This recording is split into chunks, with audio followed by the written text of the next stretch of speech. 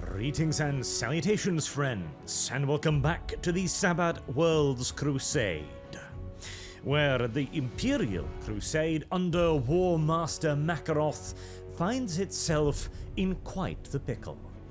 Overextended and now stuck against a solid defensive line that there appeared to be no immediate hope of overcoming, it appeared for all the world like Makaroth's charging bull strategy, his race for the horizon, had run into a solid brick wall, and now had its neck exposed. A weakness that the arch-enemy was not slow to take advantage of.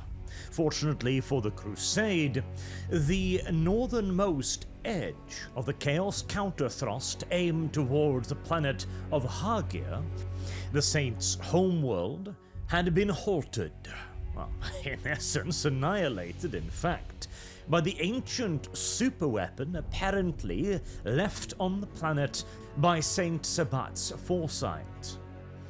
This miraculous intervention from the past probably saved the Crusade right then and there, as the War Master Makaroth was still, of course, as mentioned, fully committed in the Cabal system, with no clue that his lines of communications were about to be placed under tremendous threat.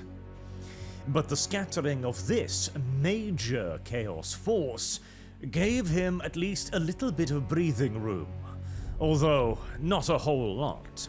Immediate counterattacks needed to be initiated along the northern edge of the Crusade's overextended flank, both to forestall any further Chaos attempts at offensives in the north aimed towards severing Makaroth's only connection to the rest of the Sabbat worlds now, but also to secure vital local supplies. At the moment, all of the War Master's vital resources, ammunition, raw material, and fuel, were being sourced either from the far coreward worlds of the Sabbat worlds, like the newly conquered planet of Verghast, for example, although it would take quite some time before its industrial output reached its old standards, and the rest of the supplies required came from the coreward worlds themselves, bordering the Sabbat sector. It was an enormous length of space to be covered.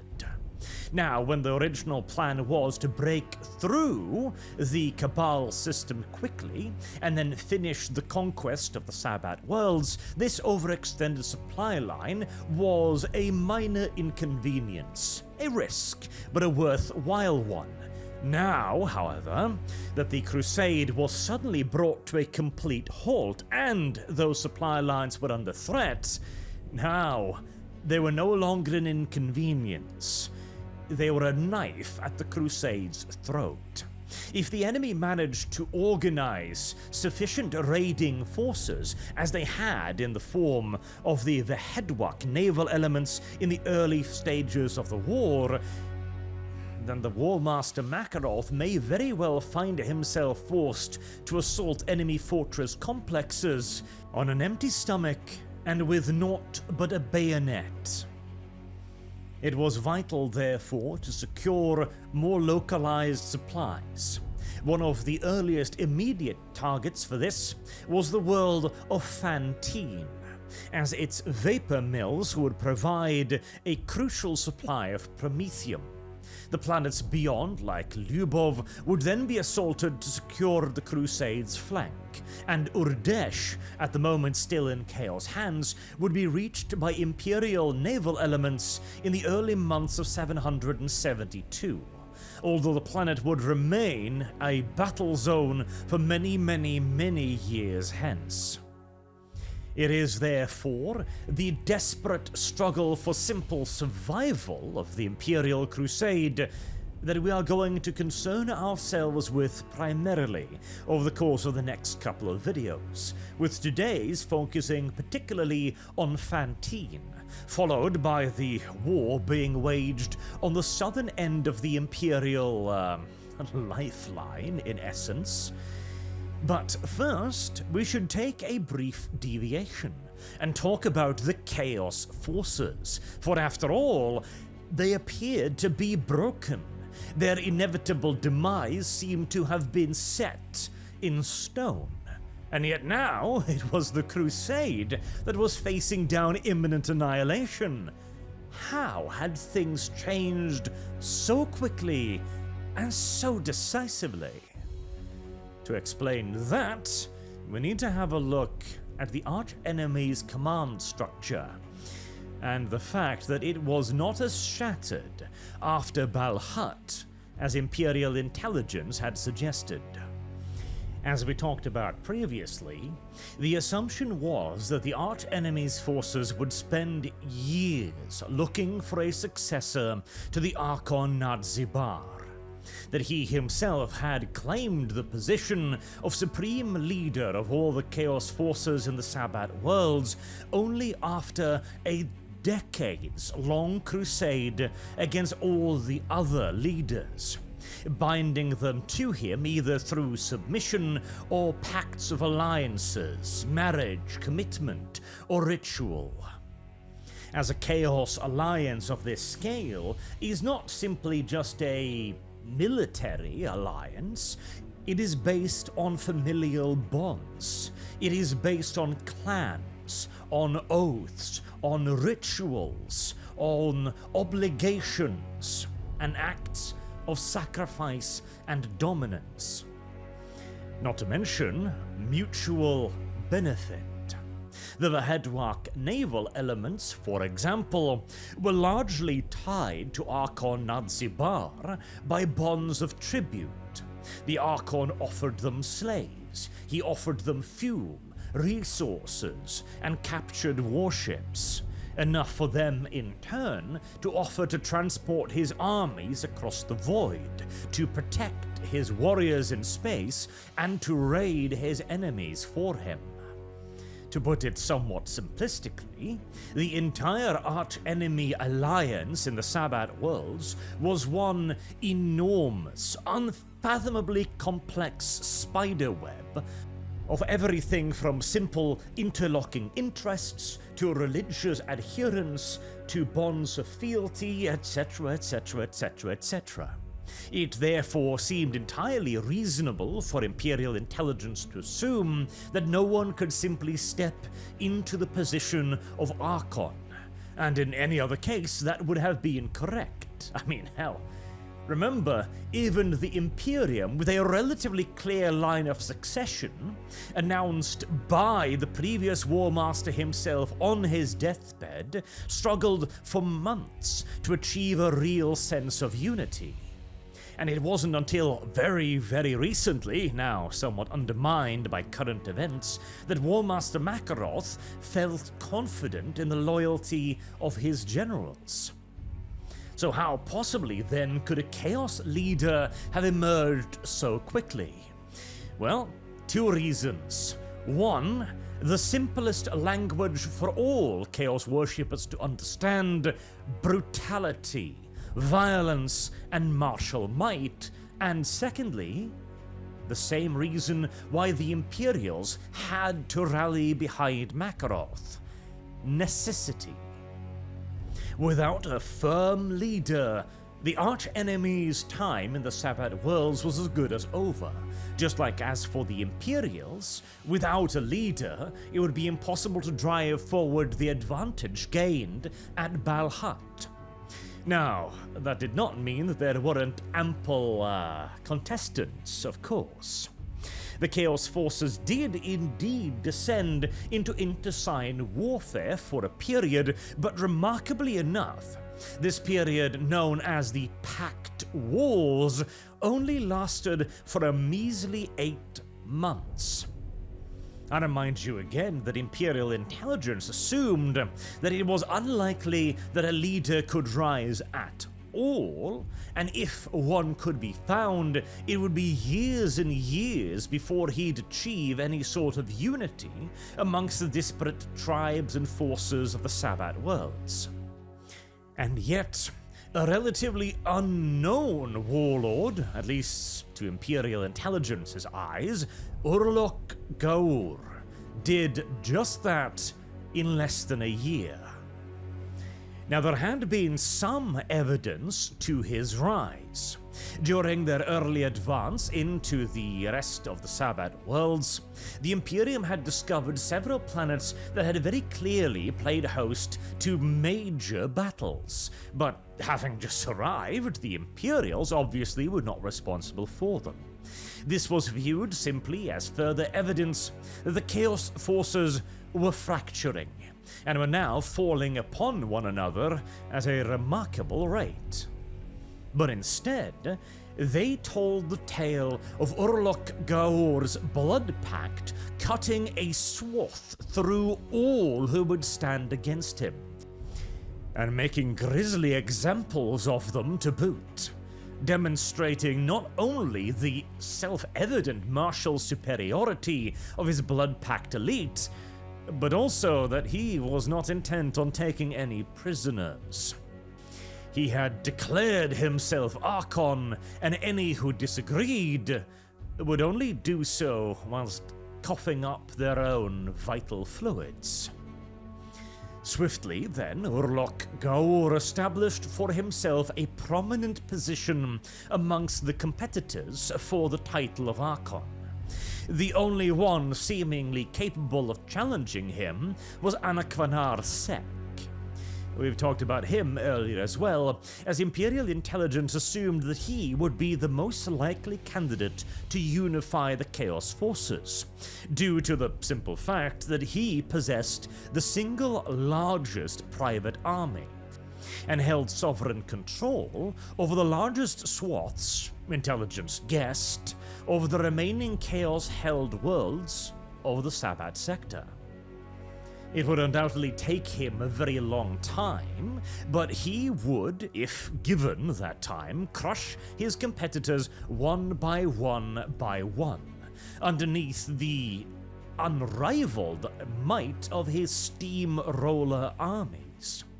This was a large part of the reason why Makaroth elected to go for his mad dash towards the horizon, to preempt the rise of a traditional warlord like Anakwanar Sek.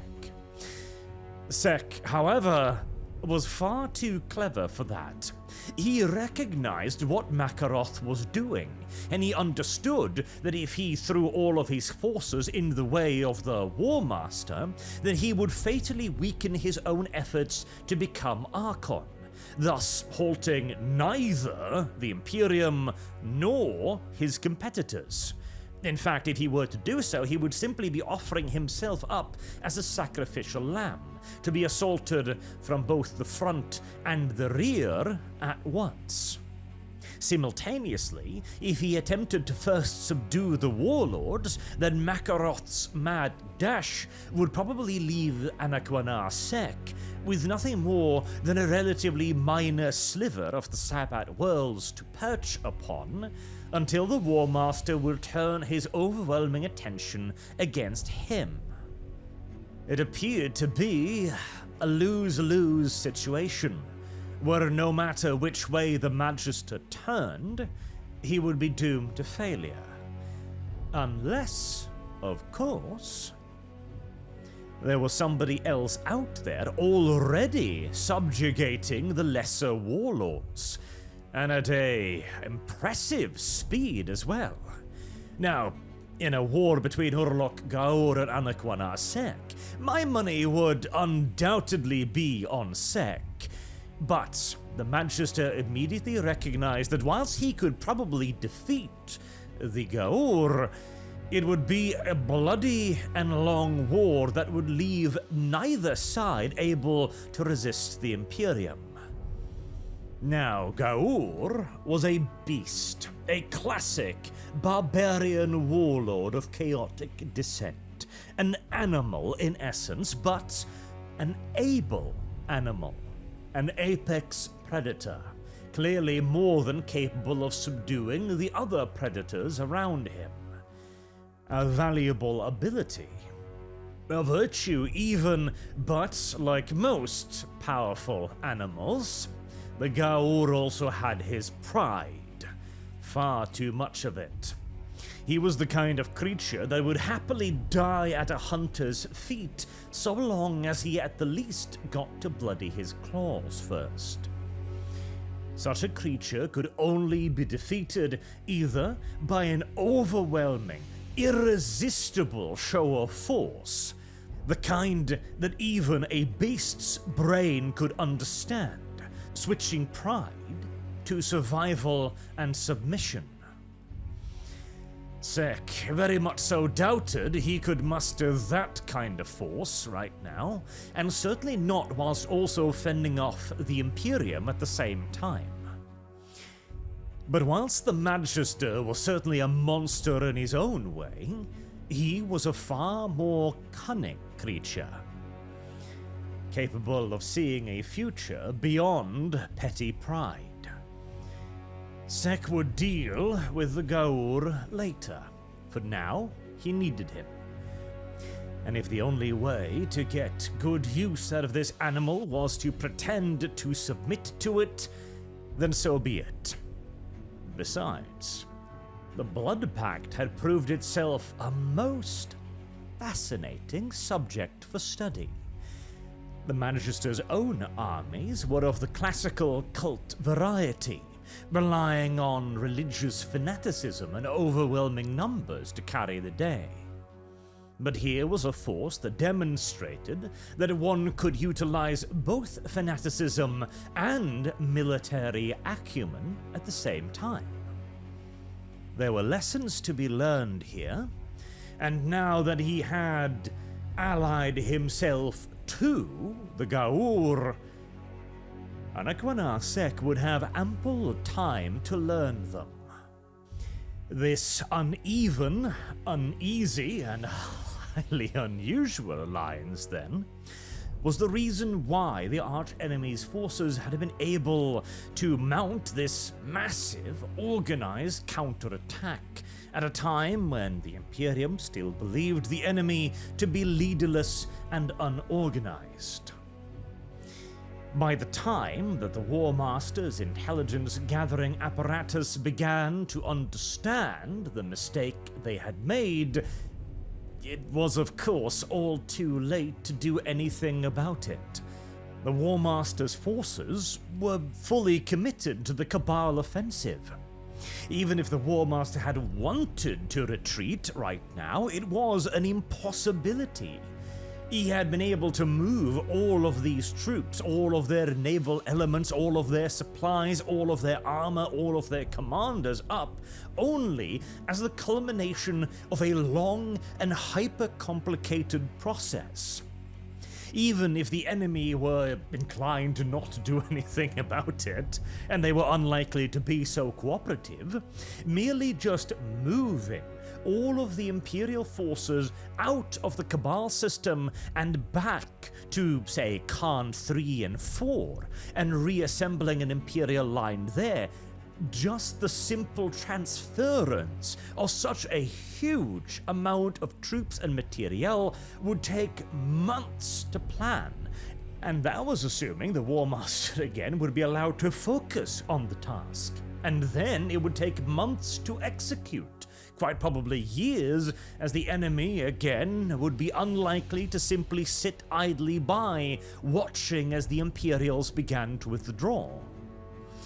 The War Master's undesirable and yet nevertheless most logical choice was to continue to fight, in an effort to try and break the backbone of the Chaos forces in the Cabal system, forcing the enemy to reallocate resources away from their offensives towards the defensive action in the Cabal system, and relying on the second and third line commanders to keep the War Master alive.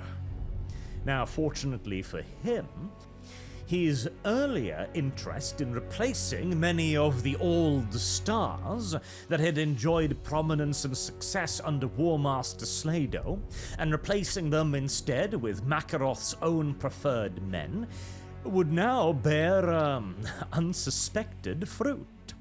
The second and third line formations, the commands that many of these veteran commanders had been relegated to open up slots for Makaroth's own men, were now occupied by veteran, experienced, skilled generals like, for example, Van Voigt, who would now be leading the invasion of the world of Phantine, where vital Imperial Prometheum supplies could hopefully be secured. And it was going to be a very good thing indeed that this operation would be commanded by a veteran general like Van Voigt, as Phantine was a military strategist's and tactician's worst nightmare. The world of Phantine was an industrial planet, now most well known and valued for countless vapor mills that produced enormous quantities of promethium. These had been in the hands of the Chaos Invaders for quite some time now, and were pumping out their resources to fuel the Gaur's resurgent war machine. The Imperium therefore had to retake them and, if at all possible, retake them intact. This is already a complicated enough undertaking. Seizing a massive promethium refinery filled with highly explosive flammable gases and liquids is a challenging and delicate undertaking at the best of times. Phantine, however, was not the best of times. After millennia of heavy industrial exploitation, the planet had been rendered virtually unlivable. Imperial civilization still clung on, but only to the absolute highest peaks of mountains, where enormous sky fortresses had in essence been created to continue the production of promethium. These tiny, entirely isolated mountaintop holdfasts were what Van Voigt now had to invade. And there was no margin for error here. Underneath them was an area known to the locals as the Scald. This was the atmosphere of the remainder of the planet, which was entirely covered in burning acidic gas. There was, quite simply, no existing in the Scald. There was no troop movements possible through it. There were no way to scale the mountains themselves. There were no way to establish logistical corridors on the planet's surface. Everything had to be done via air power. All troop movements had to be carried out via vast dirigible airships. All assaults needed to be launched entirely via the air. And all troop resupply and logistics also had to be organized via the air. To put it somewhat crudely, just living on Phantine sucked a lot of ass. Waging war on Phantine, well, it was going to provide Van Voigt with many sleepless nights. And as a reward for their excellent performance on Hagia, the Tarnith, first and only, would be sent to Phantine right alongside Van Voigt. And to be fair, this was actually a deployment that made a relative degree of sense for the Tarnith first and only. Being a light infantry formation without any heavy machinery or heavy pieces of gear beyond the occasional heavy bolter and rocket launcher, they were ideally suited to be airdropped. Now, naturally, their expertise as scouts and infiltrators would be less valuable, but hey, you can't have everything, now can you?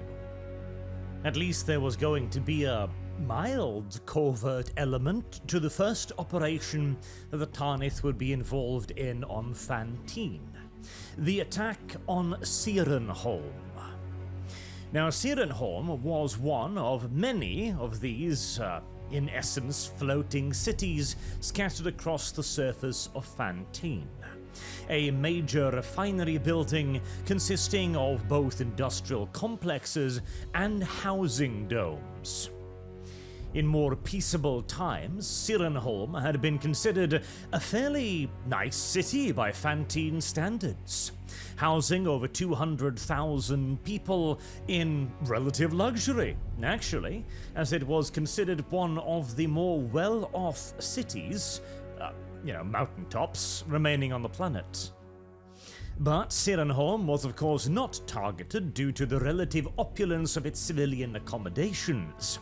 Rather, it was targeted for two reasons. Firstly, that it would provide the Imperials with, in essence, a dry run for more ambitious operations.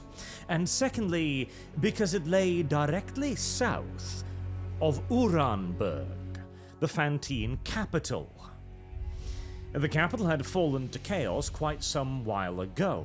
There were still elements of PDF resistance on Phantine, as the world had proven as difficult for chaos to conquer as it would be for the Imperium to reconquer it. This at least gave Van Voigt a jumping-off point, and hopefully the seizure of Uranberg as the second major part of his operation would in essence cut off the Chaos Force's head on the planet, denying them access to the largest, most important city, and crucially, its promethium production, as the Imperium could then both secure the vital resource for themselves and deny it to Chaos. But before we get to Uranberg, we first have to conquer the stepping stone that is Sirenholm. And the aforementioned covert aspect of the assault is that it was to be a night attack, intended, hopefully so, to catch the enemy by surprise. The attack was slated to go ahead just before midnight. Imperial transports would arrive as silently as any airborne vehicle could, and suddenly, out of the blackened night sky, depositing Urdeshi stormtrooper regiments and the Tarnith First and Only directly onto the Sirenholm domes and landing platforms via fast roping. Which, in case you are unaware, is the process of, jumping out of a hovering vehicle attached to nothing more than a rope, and a pulley mechanism which will, if everything goes well, slow one's descent from terminal to merely bone-jarring. Short of jumping out of an aircraft and parachuting in, this would be the quickest way to deploy the troops onto Sirenholm. And whilst I'm sure the Guard considered the paratroop option, with the constant high-altitude winds being as powerful and as unpredictable as they were, and the fact that missing the landing point would mean guaranteed death, even the Imperial Guard has some risks that it is unwilling to take with its manpower. Do not make the mistake, however, of thinking that fast roping would somehow be safe. Oh, hell no. You now have dozens of Imperial Guardsmen without the ability to defend themselves, as their weapons will be fastened to their persons so as to not simply be dropped or fall off during the fast roping procedure, hanging via ropes, in many cases up to 30 or 50 meters long, dangling in the air from stationary transport vehicles, making a whole lot of noise. And any of Sirenholm's defenders that decided to poke their heads out of a window at the time would be presented with a veritable shooting gallery. Even so, however, it was decided that it was worth a try, and that it was the method most likely to succeed, as you might think that the best way to start this would be with an attack by air vehicles, by aircraft. You could simply have atmospheric fighters zoom in ahead of the transports, firing dumbfire rocket pods at the outside of Sirenholm, whilst you have Valkyries on standby, firing yet more rockets, autocannons, and heavy bolter shells into the side of Sirenholm. and there would be some fire support elements on station, but there were two problems with this. One, tossing a whole heaping heck of a lot of dumbfire projectiles at a vapor mill is an interesting proposition. And anything staying on station for long enough to make sure that it can be absolutely certain of not hitting something that would go truly kabloomy would be hovering relatively still in the air in front of a city's worth of anti-air batteries. Yeah, there were some challenges. But hopefully, if the Imperials could achieve tactical surprise, they'd be able to neutralize the largest part of the danger by getting into Sirenholm, attacking the defensive batteries, and overwhelming the defenders before a truly effective defense could be mounted. That, at least, was the theory. To make sure that the defenders would be unable to figure out what the Imperials were up to and where all of their landing zones were, the Imperial officers were forbidden from bringing any maps onto the battlefield, beyond those who would be carried, of course, by command personnel. Notably, Colonel Commissar Ibrahim Gaunt decided to ignore this order and hand out maps to many of his platoon leaders. And it was pretty damn lucky that he did as well. But we'll get to that later, as there were other problems in store for the Tarnith First and Only as well. You see, organizing a war on this kind of a scale, a system scale, is a damnably difficult undertaking. Even just making sure that food and fuel and lube and everything get to the front line is a ridiculous, absurdly mind-boggling job. You have millions and millions and millions of guardsmen requiring everyday necessities on a dozen different worlds. And you need to meet all of those by dispatching ships that can take weeks or months to actually get to their destination. And you've got to make sure that all of those troops have everything they need in between supply runs, or organizing enough supply ships to keep up a continuous supply. What I'm trying to allude to here is that it's very, very, very goddamn difficult to do this, and so snafus are unavoidable. One such snafu occurred at Sirenholm, when the Tarnith First and Only noticed, much to their butt-clenching distress, I am sure, that they had been issued with the incorrect size power packs for their las rifles. The Tarnith First and Only used size 3. They had been issued with size 5. The entire Imperial Assault Force had been issued with size 5. Because the logistical officers had simply been instructed to take aboard standard pattern power packs. A standard pattern power pack on Phantine is, you guessed it, a size 5. And since the entire assault force was already aboard their dirigibles, and there was literally no land around, or resupplies for days, that meant that the Tarnith First and Only was shit out of luck. Luckily, like good Imperial Guardsmen, the Tarnith too had been scrounging away power packs for quite some time. Every good soldier knows that when you're going into battle, you bring however much ammunition you can fit onto your person, as running out of it is a very, very bad time indeed. On many occasions, they wouldn't actually use all of it and would simply store it away for a rainy day. Well, if you look outside your window right now, you will note that it is indeed raining. And so, due to the colloquial wisdom of the average Imperial Guardsman's pathological need to stow away anything and everything useful, the Tarnith would not go into battle with nothing, but dangerously close to nothing. But there would be no calling off or delaying the assault. Surprise was paramount, and the Imperials were already pushing their luck quite a bit beyond the breaking point here.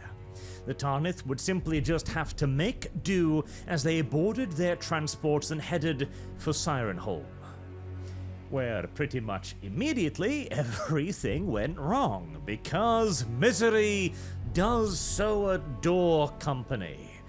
Although, to be fair, it could easily have gone a lot worse than it did, thanks to the intuition of Umbra Leader, a fighter flight commander by the name of Bree Yagda, who ended up saving a lot of Imperial lives when she, on a hunch, based on the fact that an overdue flight of marauders had not yet reported in, decided to carry out one more fighter sweep of the area before pulling back away from Sirenholm. This allowed her to slot in and engage a flight of enemy fighters, just as they began their attack runs on the Imperial transports. The fighters would destroy several transports, killing hundreds of men, but had they been allowed to continue unchallenged, the entire assault might very well have been obliterated in the air before the first Imperial Guardsman ever managed to set foot upon Sirenholm proper, at the very least in any numbers worth dropping. And even this was not the only misfortune suffered by the attackers this day, or night more correctly.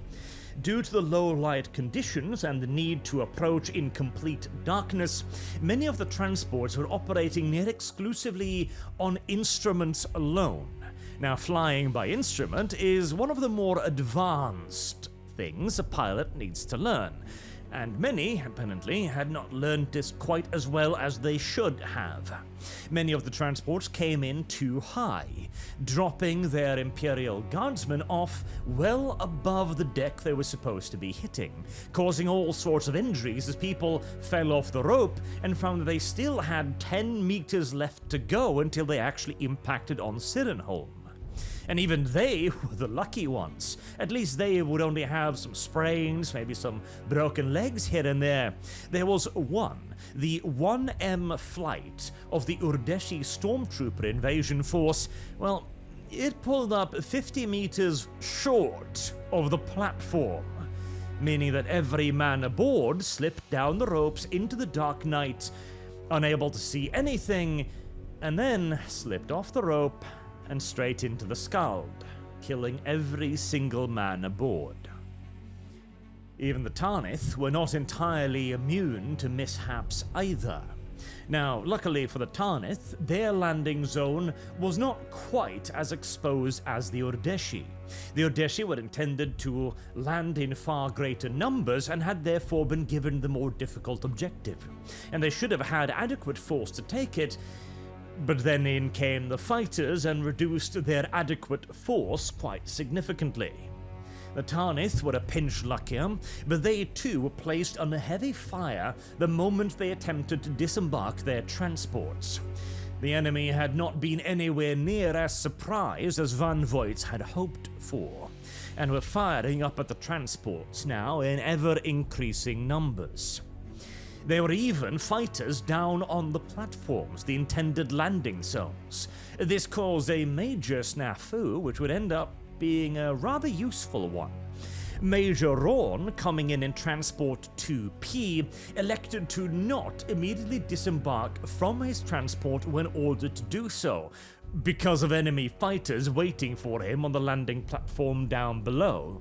Instead, he gathered up a whole hipping heck of a lot of grenades and explosives, tossed them out of the window, and cleared the landing platform in an improvised yet effective fashion.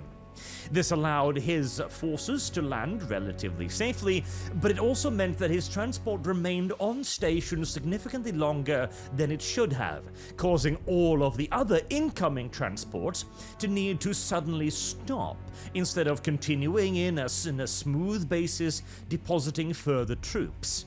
Some of the transports managed to stop in time, others did not. This was the fate of Transport 2K. It, needing to immediately readjust itself, overshot the landing zone, which was a better option than simply crashing into the transports ahead of it. It would at this point be suicidal to try and turn around and rejoin the queue, and so standard operating procedure suggested that the transport should then break away and head back to the dirigibles. This was not an option, however, as the transport had been hit coming in, and fuel pressure was rapidly dropping. This forced the transport and the squads on board to ditch directly on to Sirenholm.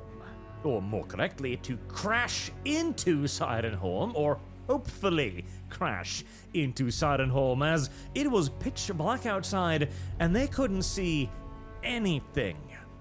Luckily, again, in comes Flight Commander Bree Yagda to the rescue. She had been shot down just a little bit before and had fell down onto Sirenholm with her parachute, or flotation device more correctly, as traditional parachutes of course would be rather pointless on a planet with a toxic atmosphere. She, seeing 2K approach, pulled out an emergency flare and illuminated a landing area. 2K then crashed into Sirenholm rather than flying off the edge and dumping all of the men aboard into the Scald. The transport then, however, began sliding down the side of Sirenholm, pulling the Imperial Guardsmen on board with it as they were all attached to the rappelling ropes. This really was an unfortunate expedition for the Tarnith and everybody else involved, frankly. It dragged several soldiers down with it into the Scald, but about 31 Imperial Guardsmen, along with their commanders, still remained, although they were now trapped on Sirenholm, outside, with no idea where to go, in the toxic atmosphere with only their gas masks to protect them. Luckily, Gaunt had disobeyed the order to not issue maps to any of his subordinates, so they at least, in theory, knew how to get inside of Sirenholm. In the main drop zones, it was, well, just kind of getting worse. You starting to see a pattern beginning to develop with this whole assault operation. Yeah, somehow a sticky situation just kept getting stickier and a shitty one kept getting shittier, all across the front line. If it wasn't one thing, it was another, as the Imperial soldiers now began to recognize the nature of their foe. The few enemy warriors they'd been able to bring down, either by shooting them off the parapets of Sirenholm or defeating them on the landing platforms themselves, wore drab red battle garb, and, more tellingly, iron grotesques, marking them out unmistakably so as blood-packed soldiers. Suddenly, the ferocity and professionalism of the defenders made a whole lot more sense. These weren't simple cultists that the Imperials were attacking. This was an equivalent force to themselves. And over the course of the next hour, the Imperials made very little progress, suffering heavy casualties as they tried to force an entry point against determined resistance. Eventually, both Urdeshi and Tarnith Element, while suffering heavy casualties, gained access to Sirenholm, when suddenly, even though they hadn't secured anything like a serious or telling breakthrough, the fighting stopped. The defenders disappeared and withdrew. Everything grew completely silent. Suspicious, but it could also be an incredible opportunity. Perhaps the enemy had made some sort of tactical mistake. Perhaps their morale had broken. This is always the difficult thing about command. How do you distinguish a trap from an opportunity, bearing in mind that the latter will eventually vanish if not acted upon? Well, I'm sure it'll come as no particular surprise to you that this was the former, a trap, and the first indication of it was found by Daur of the Tarnith First and Only. He quickly communicated his discovery to Commissar Hark, who had been attached to the Tanith after Hagia. What Daur had discovered were miniature void shield generators worked into the walls at certain intersections to cut off entrance into the city. Now, this was weird for many reasons. One, void shields, holy shit, those are supposed to be pretty rare, particularly the miniaturized variant. Two, why weren't they on? If they had been active, the Imperial advance would have been stopped dead, and yet they were powered. According to Daur's observations, they smelled of ozone, meaning that they were ready to go live at any moment.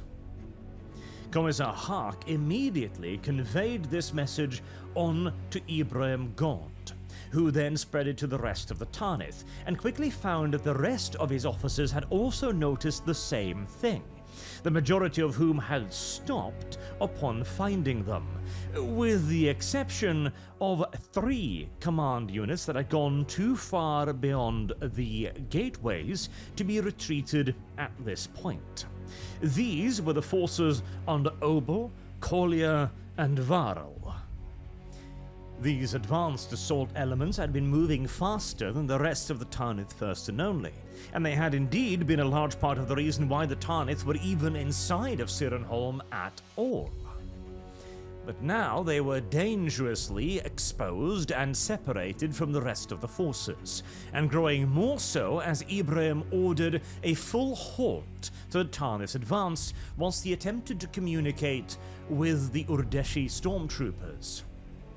Using the powerful Voxcaster pack, he managed to reach both of them in turn, first Falazur and then Zait. He informed Falazur of the discovery, and he promised that he'd be on the lookout for further void shields, as the Urdeshi would continue to advance cautiously. He also reached Zait, but Zait, yelled at him. He didn't like the Tanith much, and honestly, the Urdeshi by and large were not happy to be here. They would much rather be advancing towards Urdesh itself, their homeworld, and be a part of its reconquest, instead of spilling their blood for Promethium on Phantine. He told Gaunt where he could shove his void shields, and that was about the end of that, as mere moments thereafter, the void shields began to activate. They had been set up so as to cut several sections of the city into smaller, easily contained areas. Inside of these areas, the Blood Pact had not retreated, but gone to ground. They had hidden themselves behind false walls or under the floorboards themselves, in pre-made bolt holes. Now that the shields had been activated, and the Imperials were cut up into smaller groupings, the Blood Pact emerged from all around them, shooting and stabbing with rusted bayonets.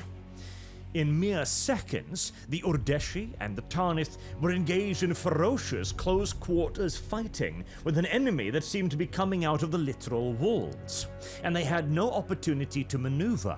They could not reorganize themselves or fall back to supporting positions. The various platoons were in essence fighting their own tiny little private battles, all by themselves, and many were swiftly becoming overwhelmed. The Urdeshi in particular, having pushed forward far more quickly than the Tanith, were in the real deep end of it. Having been surrounded, they were now getting slaughtered. The Tanith were only doing a little bit better, as they had managed to maintain more of their small unit cohesion. They were also expert hand-to-hand fighters, and knew that something was up, so they were prepared for the ambush when it happened. But the Tanith, of course, were running out of ammunition. The majority of the Tanith men at this point had a single magazine left, which, depending upon the capacity of their las rifles, would be something between 100 to 200 shots total. Not bad, but for an automatic weapon, that's less than half a minute's worth of continued fire. In a desperate situation like this, Gaunt couldn't do much as a commander. His forces were too separated, and microbead vox traffic was basically impossible this close to this many active void shields. All he could do was swing his sword, the marvelous power weapon of Hieronymus Sonder, given to him after his heroics at Vervunhive, and fire his bolt gun. He was one of the few individuals who still had plentiful ammo, as bolt guns, of course, don't take power packs.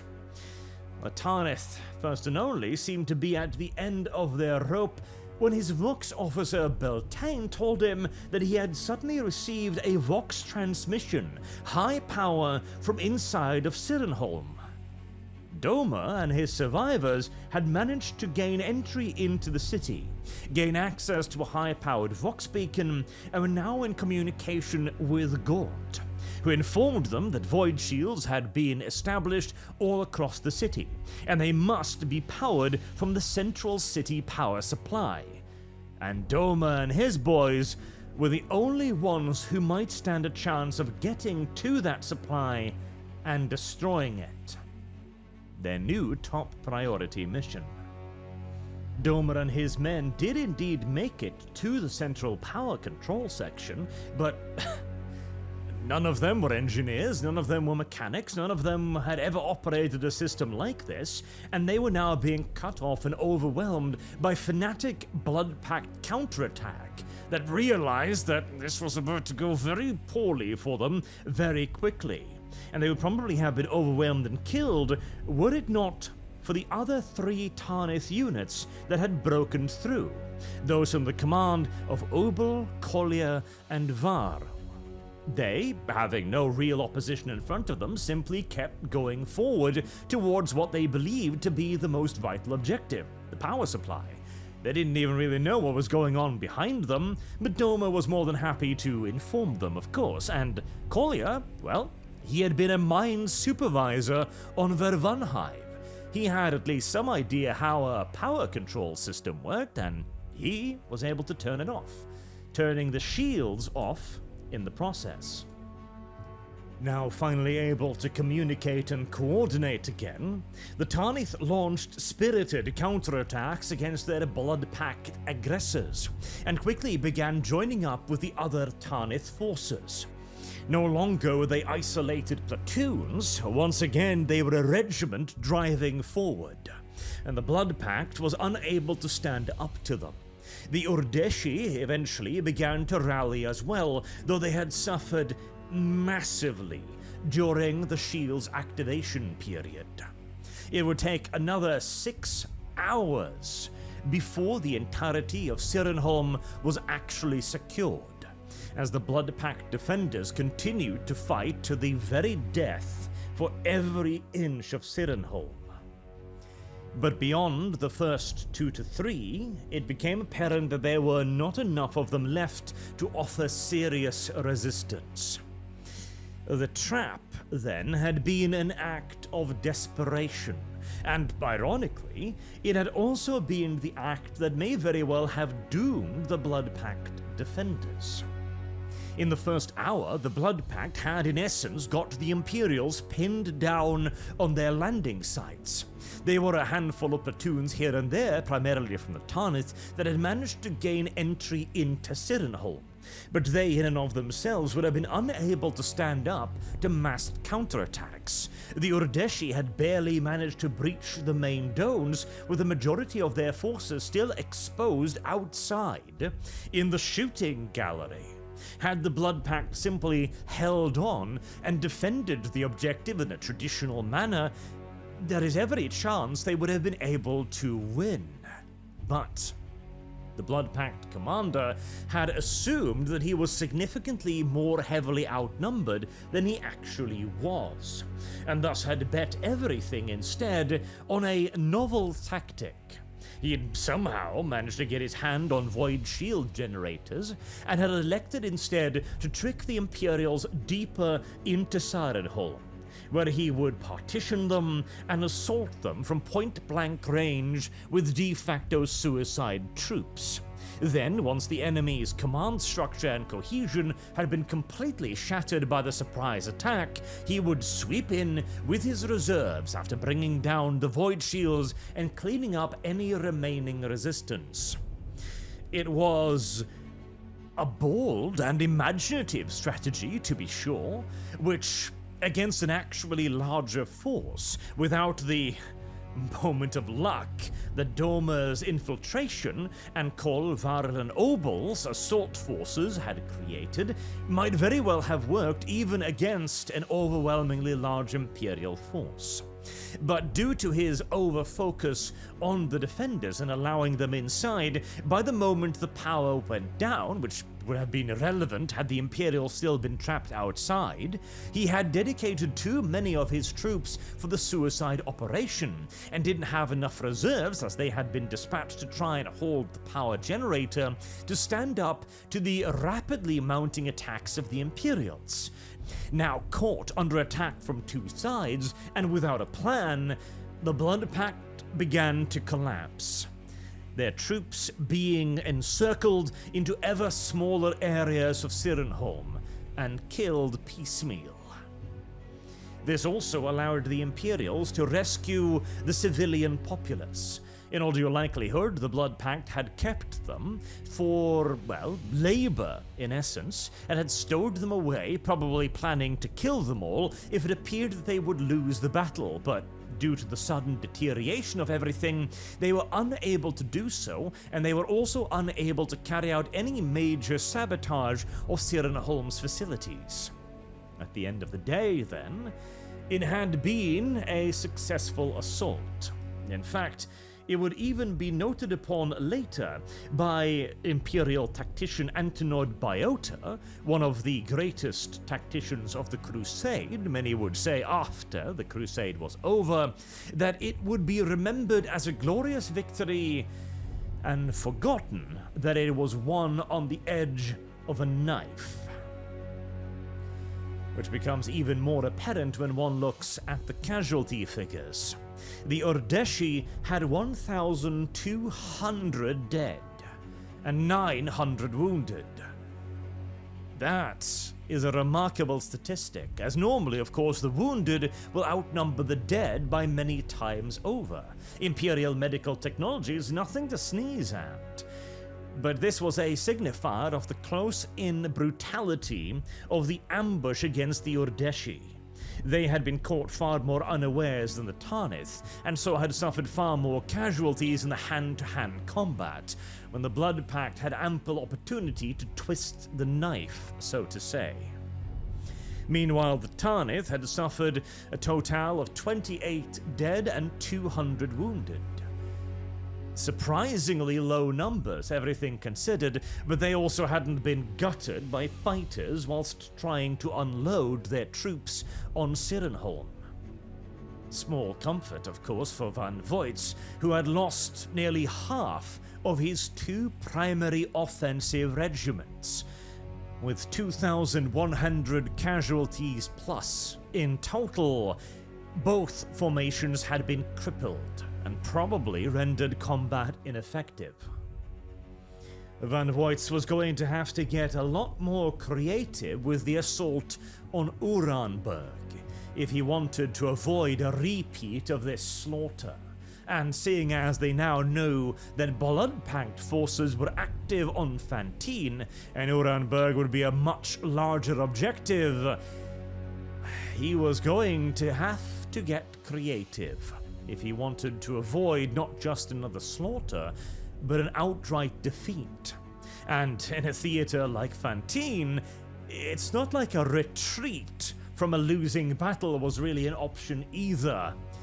Uranberg would have to be an all-or-nothing gamble, but at the very least, Van Voits figured that he might be able to stack the deck a little bit more in his favor, and the Tarnith person only, well, they had yet again made the crucial mistake of proving themselves capable. And in any military organization, if you demonstrate one time too many that you have a knack for doing the impossible, well, the impossible is the only task you will ever be assigned from that point onwards. The attack upon the first of the major floating city's objectives, Sirenholm, was expected, of course, to be a hard fight. It could not be otherwise, due simply to the nature of the objective, and the challenges innate in assaulting a hostile-held urban center solely from the air. But no one had expected it to chew up the better part of 2 regiments of Urdeshi stormtroopers. It had been assumed by everyone, the Urdeshis included, that they would have been the ideal pick for these kinds of operations. The floating mountaintop cities of Phantine would in essence be major urban centers and industrial storage and manufacturing as well as refinement yards. Close quarters urban fighting then. The exact kind of engagement the Urdeshi excelled in, partially due to their aggressive assault training and due to the fact that their own homeworld of Urdesh was a largely urbanized planet that had also been visited by Chaos many, many times in the past, making the regiments themselves highly expert at this sort of combat. They also possessed specialized equipment like flechette blasters. Nicknamed Blitz Guns by the Urdeshi stormtroopers, these compact pistol-sized weapons boast an impressive rate of fire, capable of pumping out several hundred rounds of jacketless needles. Perfect for chaotic, close-up confrontations, where aiming is decidedly secondary to getting rounds downrange. The nickname also hints at its second intended purpose. The Blitz gun is used precisely to blitz enemy positions. If you run into a bunch of hostiles hunkered down behind some crates, for example, at the other end of a corridor, normally you'd have to wait for flamethrowers, heavy weapons, or at the very least hand grenades to be brought up to engage the position effectively. But with the Blitz gun, in reality, a couple of well-trained and determined Urdeshi stormtroopers can simply sprint out from cover, firing full auto at the enemy as they run. The flechette blasters will pump out more than enough rounds to make it extraordinarily unwise for any enemy defender to poke their head out, buying the Urdeshi precious seconds to rush up to the enemy defenses and vault over them, getting into hand-to-hand combat. Another well-practiced field of expertise for the Urdeshi stormtroopers. But at Sirenholm, they had run into an enemy every bit as determined and every bit as aggressive as they were. The Blood Pact had demonstrated an ability to not only go toe-to-toe with the best the Imperium had to offer, but to outmaneuver them on a tactical level. Fearing that they would be assaulted by overwhelming enemy forces, the Blood Pact had pulled the Imperials in to a carefully pre-planned trap, and had it not been for the miraculous intervention of a small group of lost Tarnith first and only, it is entirely possible that the Imperial assault upon Sirenholm would not have ended in a costly victory, but in a complete catastrophe that would have seen very few, if any, survivors at all. As it turned out, however, the Blood Pact had overestimated the strength of the Imperial assault, and would thus probably have been far better off simply maintaining their earlier and superior firing positions, pinning the Urdeshi stormtroopers and all but 3 platoons of the Tarnith First and Only on the landing platforms outside of Sirenholm's main domes, demonstrating perhaps that even if the Blood Pact had come up with an excellent strategy, they as of yet still lacked the tactical flexibility to react effectively and appropriately to unforeseen circumstances. as when the 3 platoons of Tarnith and a handful of squads of Urdeshi broke into the main Sirenholm domes. This was the sign for the Blood Pack to begin falling back and preparing their trap, whereas a more sober estimate at the time would have seen that the small forces the Imperials had managed to infiltrate into the domes were, in all due reality, insignificant compared to the far more numerical troops still pinned down outside of Sirenholm's domes. And the handful of troopers lucky enough to manage to get inside Sirenholm could easily have been hunted down, surrounded, and destroyed after the main strength had been dealt with. But hindsight is as ever 2020, and honestly, the thought that it could have gone worse was cold comfort for Imperial Command, which had now been robbed both of a significant military force and the primary tools with which to seize the far larger and more important objective of Uranberg, the Phantine capital. Plans were in motion to try to rectify this situation, but first, the invasion of Uranberg needed to be made possible at all, and to do this, air superiority needed to be secured.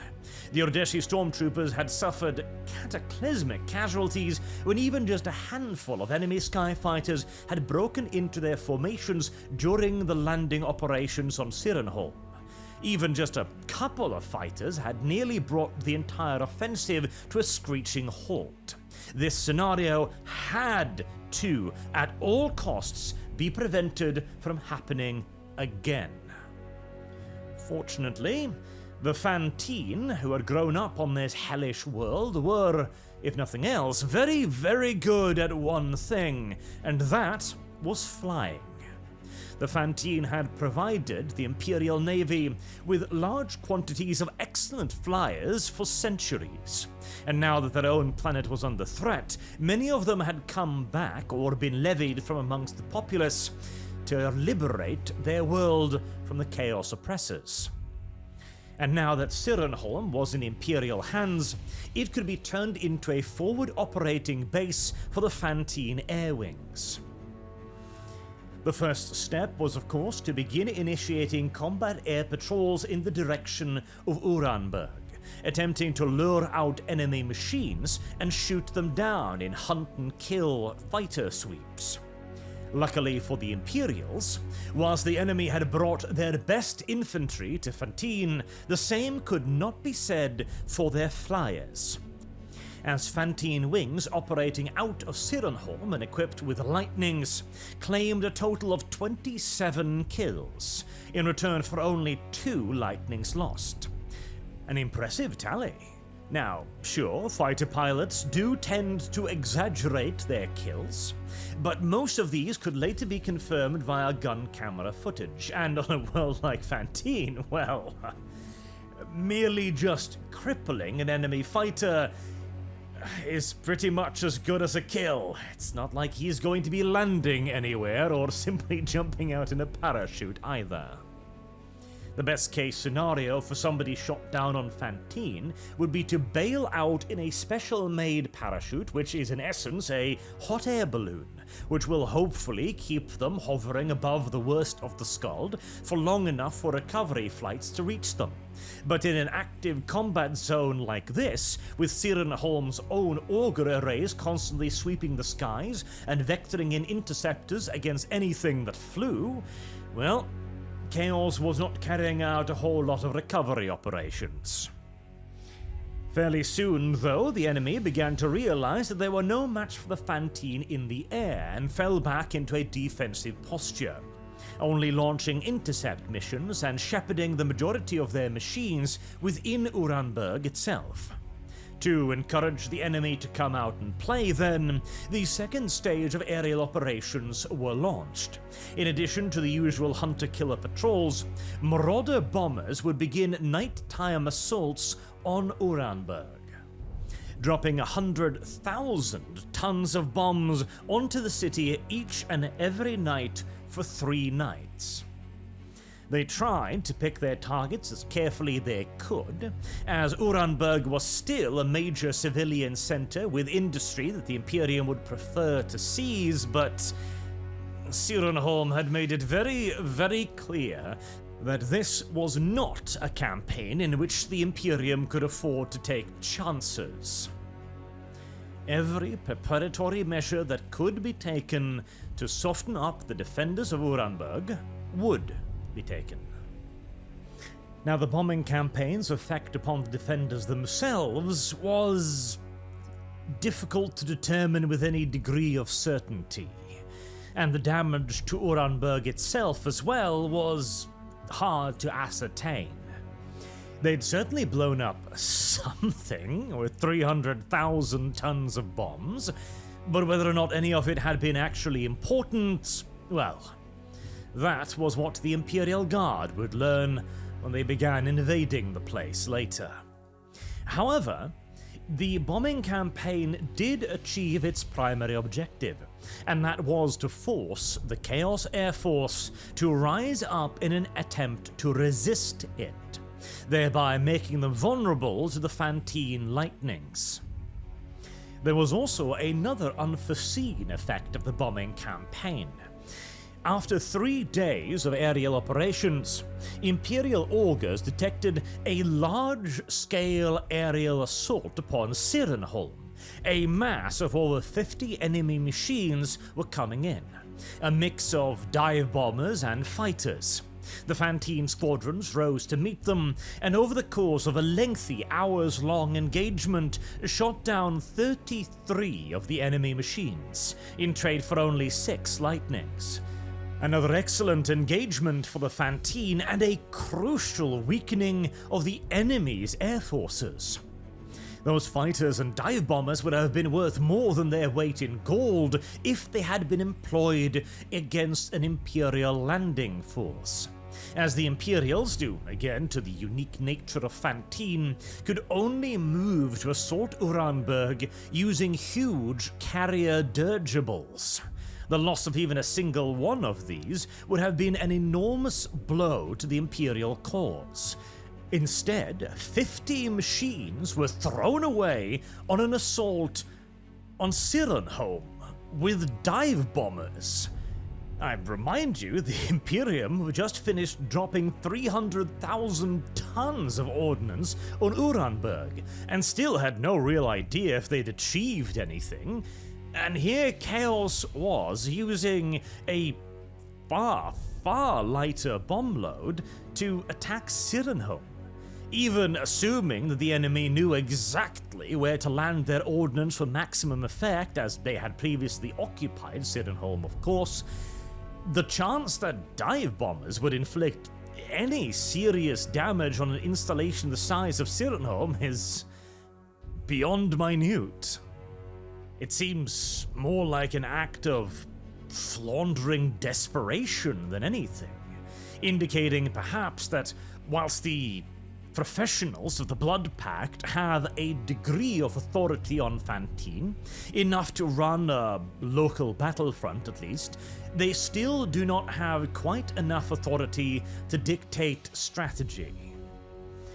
And speaking of the Blood Pact, the external assaults were not the only ways in which they made themselves known either. After the Imperial capture of Phantine, of course, the Imperials had begun to secure the installation as best they could. They had discovered, as we mentioned last time, the majority of the civilian population locked away and kept in storage yards and prison camps by the Blood Pact, to make sure that they would stay out of the defenders' way during the Imperial liberation attempt. These civilians had later, of course, been returned to their homes, with a few incidents here and there, but the bigger issue was that this had allowed the movement of a lot of people across a lot of Sirenholm. and this had in turn allowed some of the Blood Pact survivors to sneak in amongst the civilians and begin to infiltrate the Imperial's holdings, to the point where, after having stolen several Tarnith First and Only uniforms from the morgue, a small group of Blood Pact were discovered attempting to steal high explosives during a resupply operation overseen by the Tarnith First and Only. Fortunately, one of the Tarnith officer, one by the name of Phagor, noticed a handful of ghosts that he did not recognize, which was highly unusual. They weren't that big of a regiment, and seeing as they were the survivors of their homeworld, one would think that they'd get to know one another quite intimately, frankly. Assuming perhaps that they were new reinforcement Verghastites, he called out to them, but they did not stop.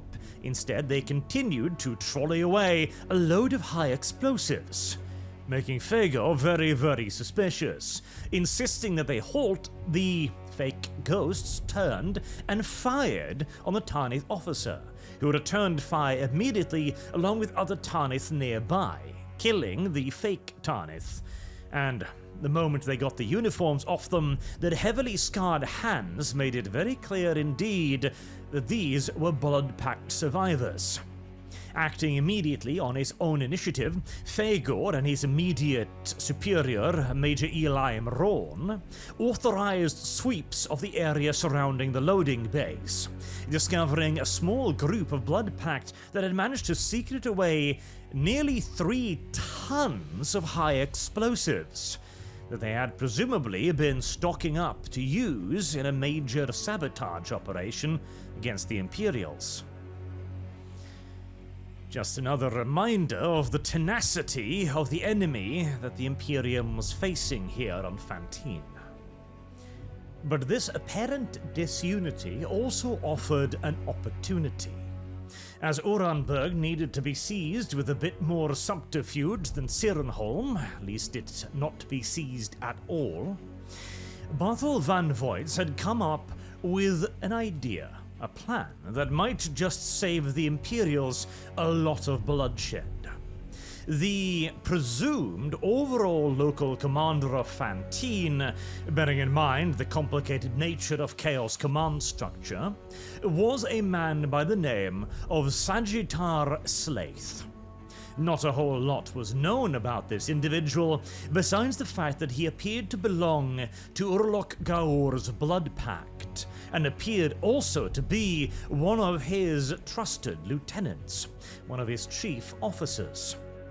No doubt he had been imbued by the Gaur with significant authority, although again, due to the complicated nature of Chaos command structure, probably first and foremost over the Blood Pact elements of the Defenders, which now after Sirenholm were assumed to make up the majority of the enemy's force. A daunting prospect, made even more daunting by reports that apparently the enemy were also employing Loxodal mercenaries. Now, the Loxodal is a particularly vile creature that resembles, in essence, a large amphibious reptile.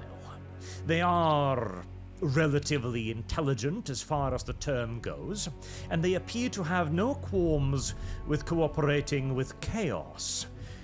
In fact, the ever-increasing numbers of Loxodal mercenaries seen fighting alongside the Blood Pact suggest that they have reached some sort of large-scale agreement with the Gaur, either for mutual aid and protection, or in return for tribute. As the Sabbat worlds are of course vast and rich in both resources and meteor rewards for these huge flesh-eating reptile things. Whatever the reason why they've decided to ally themselves with Chaos, however, the fact remains that the Loxodals change the equation quite seriously. Firstly, they are excellent trackers and de facto guard dogs, with their ability to sense things rather than see them. Their eyesight is not particularly impressive, but they have a remarkable sense of taste, capable of literally tasting the air itself to discover those who do not bear the musk of chaos. And on a world like Phantine, in occupied territory, anyone who doesn't smell adequately vomitous is likely to be an outsider. Furthermore, the Loxatal's naturally moist and Icarus hide is somehow resistant to lasgun fire, meaning that whilst it is entirely possible to kill one with the good old-fashioned las rifle, it will require many repeated hits, and the Loxatals are quite fast, capable even of scaling walls and sheer surfaces due to their large clawed appendages. And the Loxatals do not have the same offensive disadvantage as the Imperial Guardsmen do to them, as the Loxatals carry so-called flechette blasters. In essence, huge armor-piercing shotguns, firing thousands of tiny little razor-sharp shredding rounds capable of making a mockery out of most Imperial body armor. Now, on the bright side, it is a fairly short-range weapon, made even more so by the fact that Loxatals have a very hard time seeing out of water, their natural environment. But this is, of course, again, rather cold comfort for the Imperial Lasman, who finds himself 15 feet away from one of these creatures. It was becoming increasingly obvious that a large-scale assault on Uranberg would be a bloodbath of epic proportions, which is why now we return to the secret plan yet again. With the Chaos Commander having been identified as Sagittar Slaith, a high-ranking member within the Blood Pact and therefore presumably responsible for their local strategy and tactics, as well as, due to it being chaos, a figure of major religious significance as well, an opportunity presented itself. Having read about Gaunt's exploits on Verghast, Berthel van Voigt now figured that he might be able to replicate what managed to win Gaunt the day during that desperate siege, the assassination of the enemy's leader. And, well, he had Gaunt and his infiltration and scouting specialists here with him now. Infiltration specialists that had spent the last few months in transit practicing stealth insertions via airdrops. Now, granted, that was via fast roping, and this insertion would require slightly more airborne methods, but still, they seemed like the perfect troops for the job. And hey, if it failed, you throw away a few dozen guardsmen, and if it succeeds, you might win the war for Phantine right then and there. Any commander worth his salt would happily take that gamble.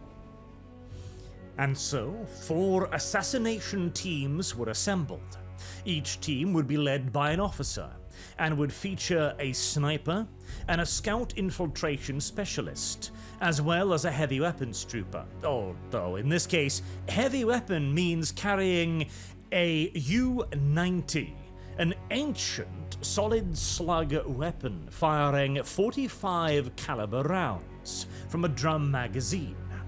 This trooper would of course be responsible for the security of the sniper team and scout, and also for dealing with Loxatal mercenaries, as the drum magazines would come in 2 flavors: standard anti-infantry rounds and specialized armor-piercing rounds, which would be able to take down even a Loxatal quickly, or at the very least, far quicker than a lasgun would.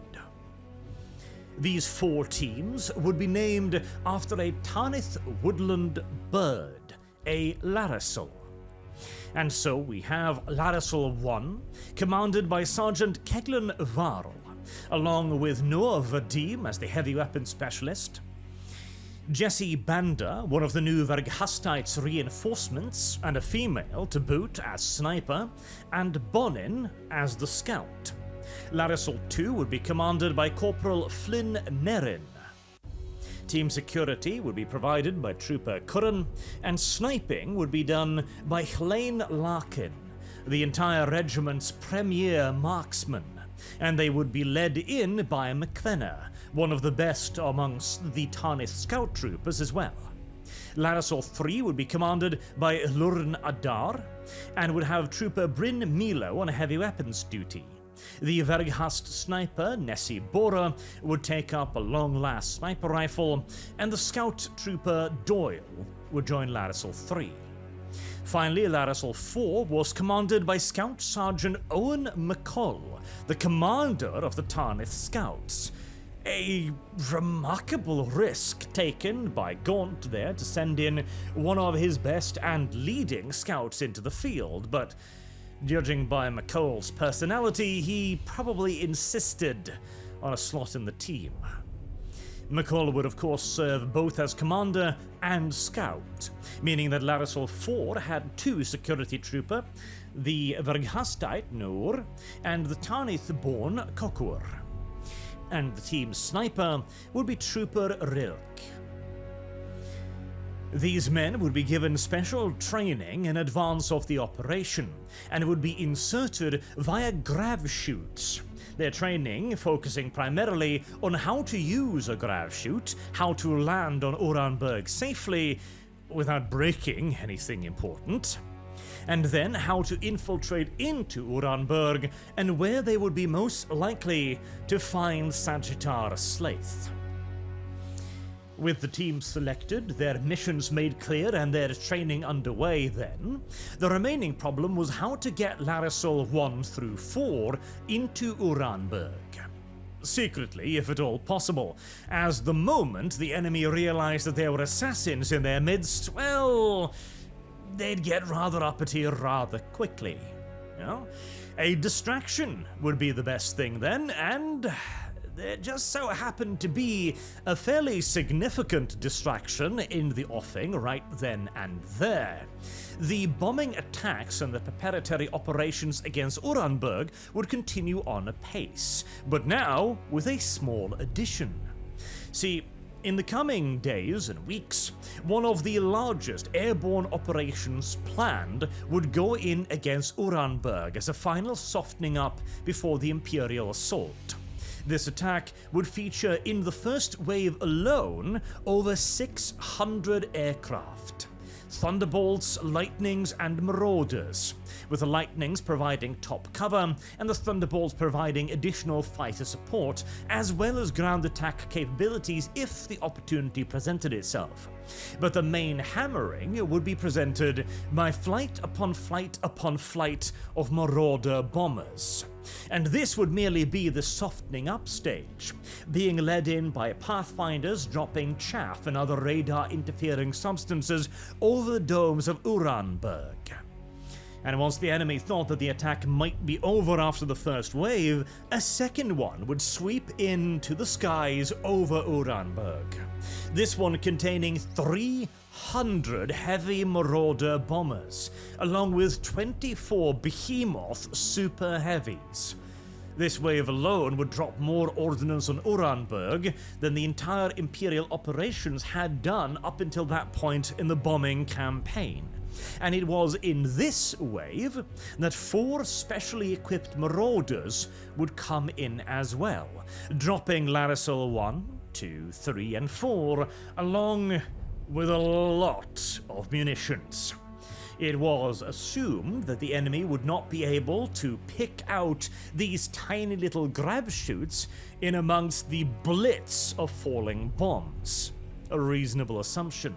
And just to make triply sure that the enemy figured this to be a regular mass bombing assault, a third wave would then follow it in. Another 200 aircraft, including dive bombers and Marauder devastators. These would essentially launch dive bombing and strafing attacks on the enemy's positions that had been identified by the preceding waves as particularly vulnerable. It would, granted, mean that Larisol 1 through 4 would be dropping down onto the city even as it was getting pelted by heavy ordnance, but the majority of it would have struck Uranberg before they landed, and the ordnance that followed up would be mostly precision ordnance, so the risk was assumed to be fairly minor of any blue-on-blue mishaps. The Larisol teams would be introduced onto the target a full day before the main assault, which would occur on the 225th day of the liberation efforts. The main invasion would be guided in by one final massed bombing mission, hoping to knock out the enemy's immediate strongpoints, allowing the infantry to actually land without getting cut to pieces like at Sirenholm. This time, the dirgers themselves would move in close and begin disgorging troops directly. This was, of course, a huge risk, as the enormous blimp dirigibles would be very, very vulnerable to Uranberg's guns, but it was assumed that the disgorging process would be quick enough to not put the troops at too great of a risk, and Sirenholm had demonstrated that fast roping troops out of transports was, not ideal. It took too much time to get the troops onto the deck and left them far too vulnerable while still in the air. Plus, the Imperium had been bombing the absolute living life shit out of Uranberg for quite some time now, and most of the large guns were, probably, destroyed. Besides, the hope was, as well, that by the time the main assault force actually hit Uranberg, that the Larisol infiltration teams would have finished their jobs and killed Sagittar Slate, as the assault itself would be quite conventional. One smaller force would set out earlier and then loop around to the west and hit the eastern side of Uranberg. Their targets would be the main wharfs and the dome structures, and this assault force would be made up mostly of Crassian infantry regiments. The Crassians were newly founded regiments from the world of Crassia, which had very recently been liberated from Chaos occupiers. It had not been under Chaos occupation for too long, and thus they had been able to relatively rapidly create new regiments, as Chaos tends to tear and wear on the population rather severely, but they had been under occupation for more than long enough to develop a healthy hatred of the enemy, and they were now going to get their revenge. The Crassians were eager but unseasoned, and would thus be stiffened up by the addition of Urdeshi regiments, whom it was hoped would form the spearhead for the Crassians to push up behind. Meanwhile, the main assault force would hit Uranberg at roughly the same time. This would be made up of further Urdeshi regiments, although fewer than had been hoped, and so their numbers would be supplemented with Phantine infantry regiments, a relative rarity as the Phantine do not operate that many infantry regiments. Their imperial tithes are most often paid either in specialist drop troops or in air crews, but there hadn't really been any time to train these specialists, and the air crews were already on station, and so good old-fashioned infantry would have to do. The Urdeshi themselves, of course, had proven their mettle time and time again, and would form the solid core of this assault, and the Tarnith First and Only would be deployed along with the main thrust. Though their immediate objective, whilst obviously being the seizure of Uranberg, and their immediate tactical objectives were also the recovery of Larisol 1, 2, 3, and 4, or the survivors of Larisol 1, 2, 3, and 4, as the infiltration had not gone off quite without a hitch.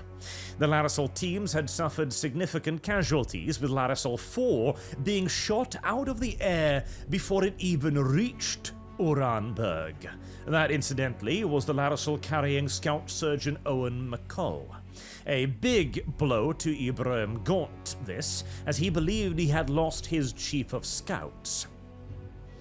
Larisol 4 was not the only one that encountered difficulties, however, as Larisol 1 under Keglan Varl was captured in its entirety, and were dragged out on a sacrificial altar to be bled dry into an enormous ritual cauldron by Sagittar Slate himself. This was being broadcasted on vid screens all across Uranberg as soon as the Imperial invasion force was detected on long-range augers. This ritual offering was intended to bolster the morale of the Blood Pact troopers and make sure they would fight to the absolute last under Sagittar Slaith's command. However, by broadcasting the ritual, Sagittar Slaith also broadcasted his location to the other infiltration teams. Now, this seems like a silly thing to do, and indeed it was, but presumably Sagittar Slaith assumed that there had only been one assassination team infiltrated into Uranberg. He was to be proven incorrect. As he was about to begin the sacrificial ritual, he was knocked over by a hotshot las round, fired by Larisol III's Nessa Burrow.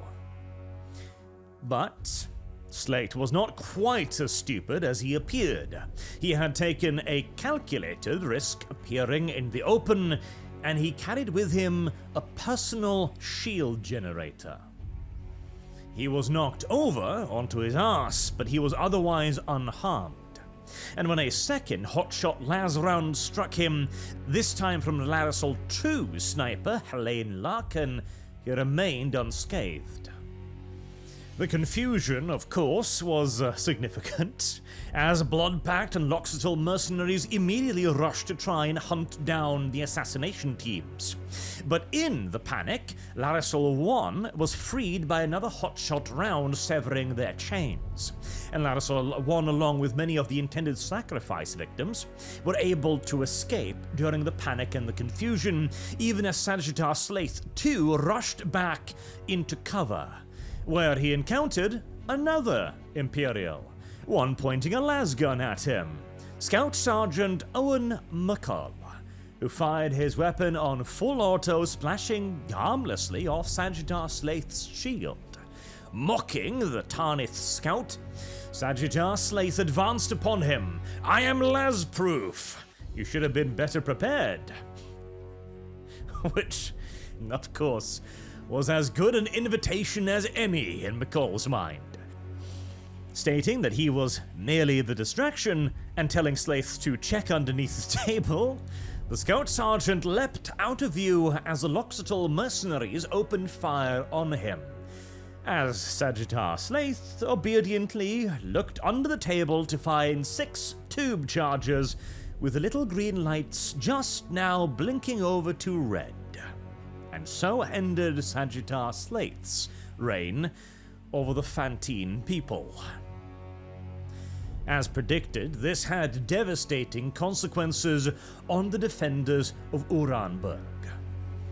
Their central command and headquarters had been, in one swift move, removed from the equation, and due again to the complex nature of the Chaos command structure, there was no immediate replacement to step smoothly into line. And as we saw with Sirenholm, immediate tactical and strategic rethinking is not one of the Blood Pact's strong suits. And so, now deprived of top-down leadership, they began to break. Although, interestingly, unlike previous Chaos cultist forces encountered, they did not shatter. We have seen previous examples where the followers of a Chaos warlord would be reduced to a catatonic state and simply allow themselves to be slaughtered. On other occasions, they themselves have put their lasguns in their mouths and ended things prematurely, but not the Blood Pact.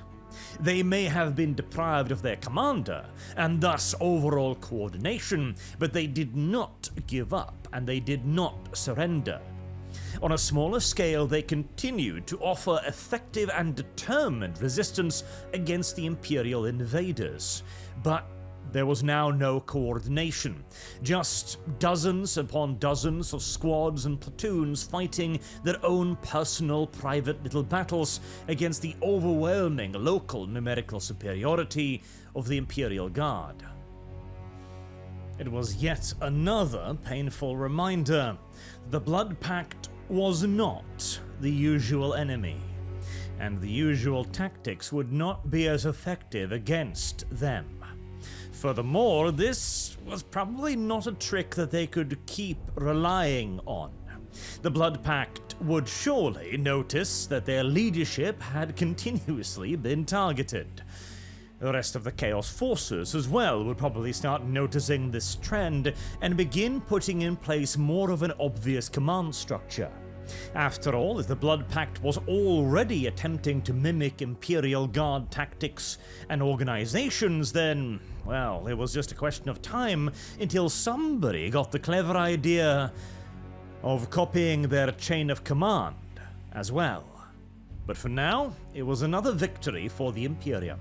Uranberg was seized at a fair expense, but significantly cheaper than if they'd had to fight against organized resistance.